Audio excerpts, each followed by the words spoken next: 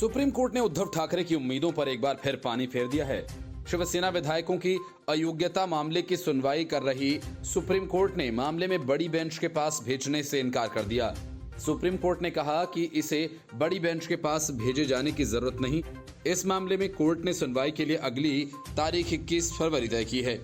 उद्धव ठाकरे गुट के शिंदे खेमे में जाने वाले विधायकों में से सिर्फ 16 विधायकों की सदस्यता रद्द किए जाने की मांग की थी।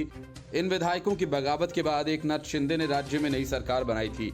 बीजेपी भी इस सरकार का हिस्सा है।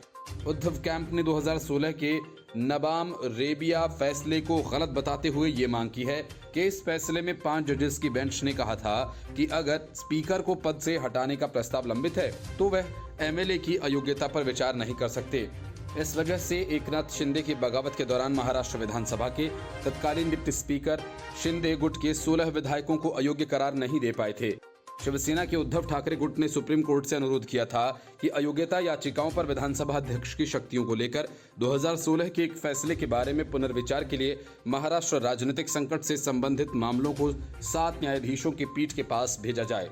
शिवसेना यूटीबी की ओर से पेश वरिष्ठ अधिवक्ता कपिल सिब्बल ने सीजेआई डीवाई चंद्रचूड़ की अध्यक्षता वाली 5 सदस्यीय संविधान पीठ के समक्ष दलील दी कि नबाम रेबिया मामले में निर्धारित कानून पर पुनर्विचार करने की आवश्यकता है। सिब्बल ने कहा कि ये हमारे लिए नबाम रेबिया और 10वीं अनुसूची पर फिर से विचार करने का समय है, क्योंकि इससे बहुत नुकसान हुआ है। उन्होंने दलील दी कि 10वीं अनुसूची राजनीतिक दल बदल को प्रतिबंधित करने और रोकने का प्रयास करती है, जिसे लोकतंत्र के अस्तित्व के लिए एक गंभीर खतरे के रूप में जाना जाता है।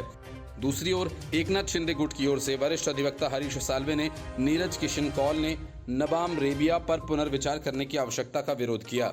वकीलों ने ये तर्क दिया कि एक अध्यक्ष को विधायकों को अयोग्य ठहराने की अनुमति नहीं दी जा सकती है जब वह खुद हटाने के प्रस्ताव का सामना कर रहा हो।